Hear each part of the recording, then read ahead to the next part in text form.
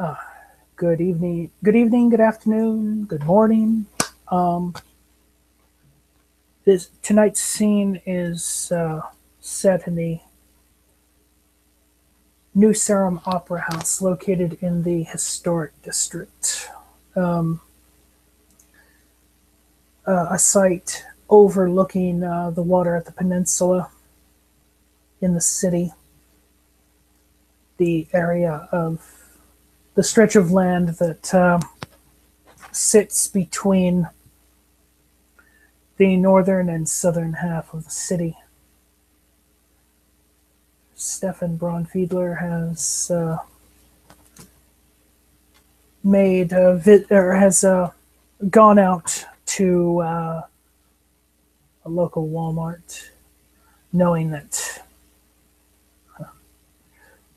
he can at least pick up what he requires inexpensively and still have a certain degree of look. He's picked up a number of candles, um,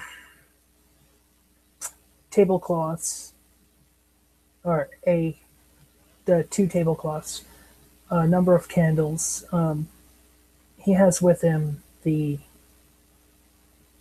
barbecue lighter that he had that he still has from previous use, and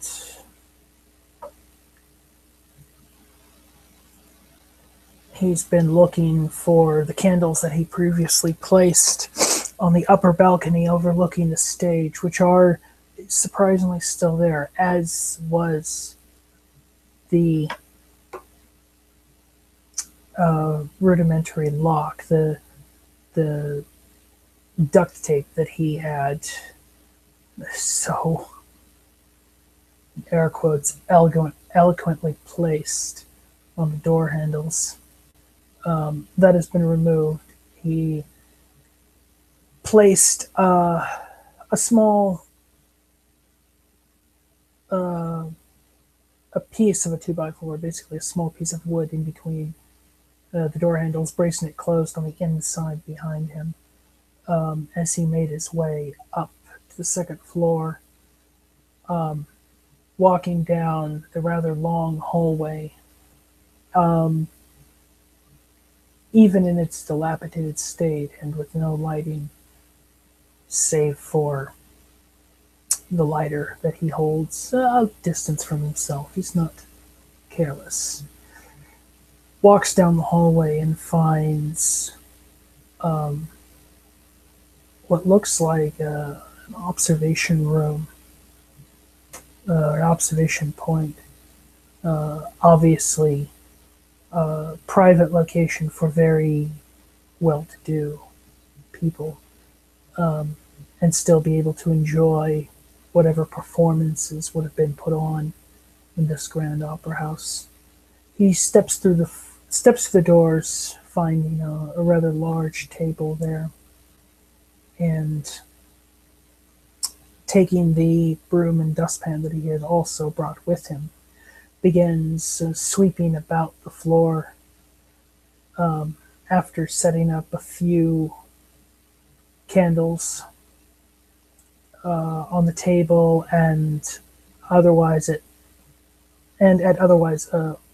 other stable locations around the room to where they will not fall. To provide light, he begins sweeping around the room, moving some chairs here and there, and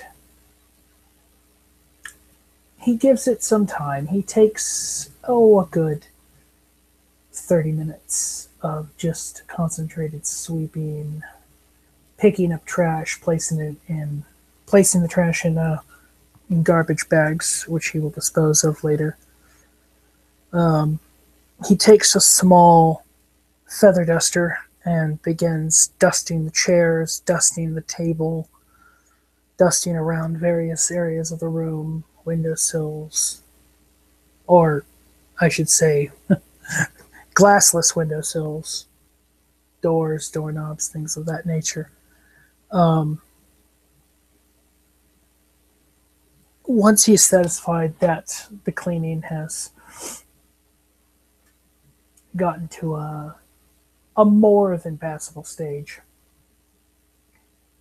he places the broom and dustpan by the door, as well as the feather duster. He pulls out first one of the tablecloths that he has, and unpackaging it carefully, unwrapping it, throws it across the table to see if he has the length right. Unfortunately, the tablecloth is not quite long enough, so he positions it at the end, takes out the other, and then covers the rest of the table. He also takes a moment to make a mental remark how magnificent this heavy wooden table must have been when before the opera house was abandoned.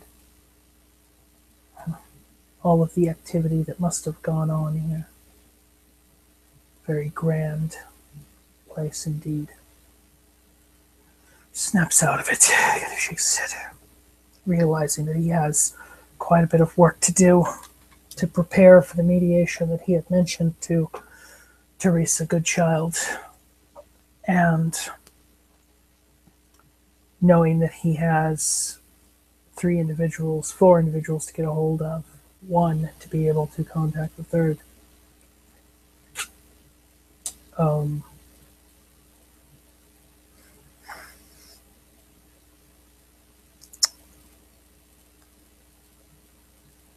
He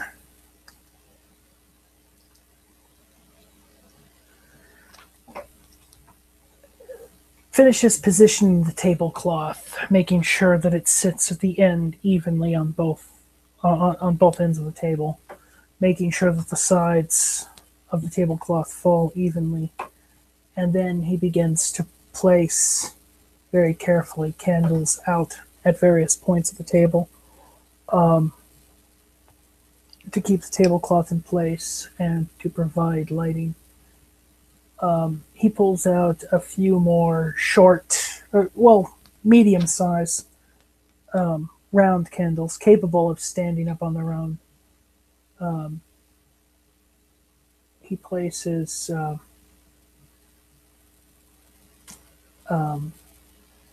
basically nothing underneath them. He just sets them on the table. And when he has a good, I'm going to say, 6 candles placed along the table, he places the other 6 candles at various points around the room to provide some lighting. He takes a seat, one of the chairs that he's moved back into position around the table,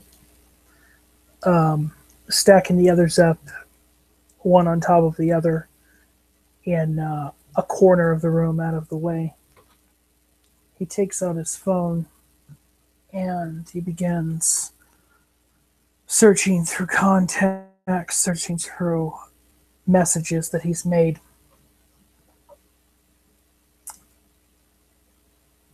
For himself.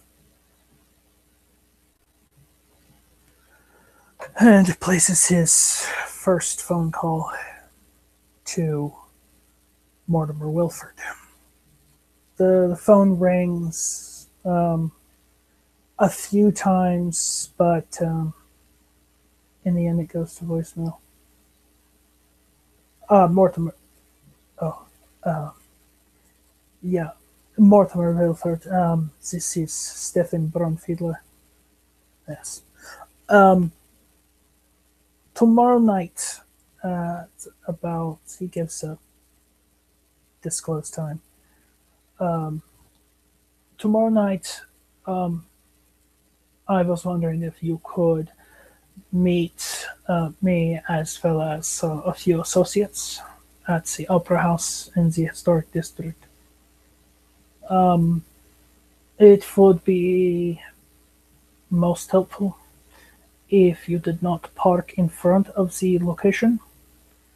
You can find an alleyway that connects to the Opera House, and there's a side, basically an exit door. Come to that door, knock, and I will be here to open it for you at that time. Thank you very much for your attention in this matter, Mr. Wilford. And you have a good evening. He hangs up the phone very quickly after making the message, satisfied that it's sent,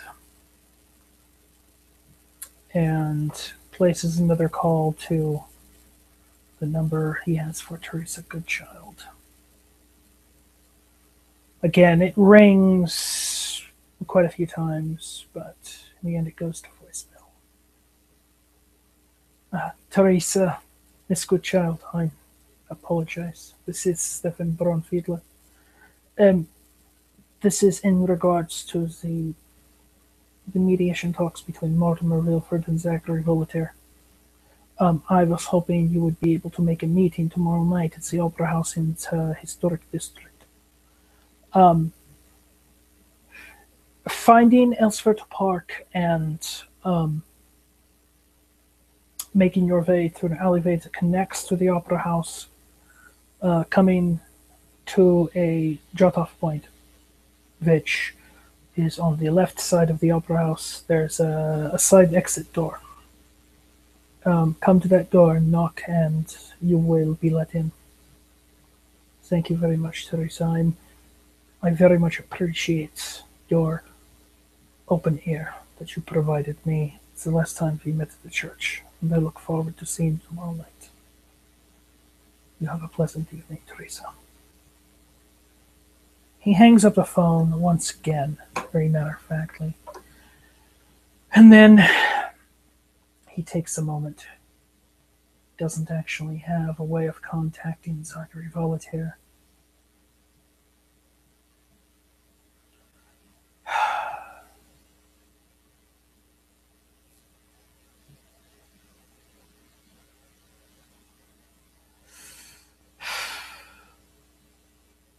He could call up his recent acquaintance, his recent friend, Gloria Dienzo. Ask her for assistance in this business matter, but accounting offices, like many other places, are not open on Sundays, especially not in white-collar establishments. As he's sitting, he lets out a sigh in exasperation.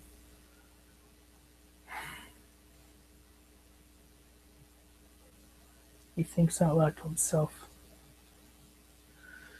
Oh, Axel.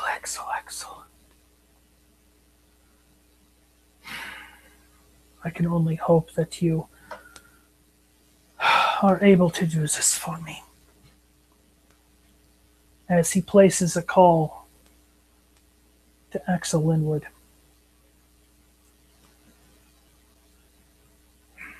After quite a few rings, come on, Axel, pick up. Just when Stefan thinks that somebody's picking up the phone on the other end, goes to voicemail. Yeah. Axel, this is Stefan. I require your assistance in a very important matter. You remember the mediation that I believe I spoke to you about. No, it was at the church. I've contacted Miss Teresa Goodchild. I have contacted Mortimer Wilford, but I do not have a way of contacting Zachary Volatair. I was wondering if you could help me out in this matter. Get him the message. Tell him that he will have to find a place to park away from the opera house and then make his way through an alleyway, which will bring him on the left side of the establishment. There is an exit door. If he knocks at the door, he will be let in and led to the meeting room. I have set it up. If you can help me out in this, Axel, I guess I will again owe you. Only this time, let's keep it trivial. Thank you very much, Mr. Lynwood. You have a pleasant evening, and I do appreciate your attention in this matter. Stefan hangs up the phone.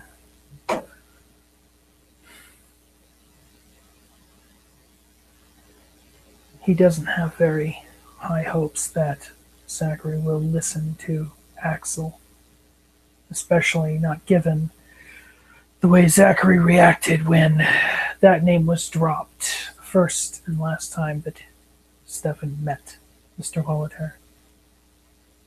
Nonetheless, he folds his phone, placing it into the left breast pocket of his sport coat.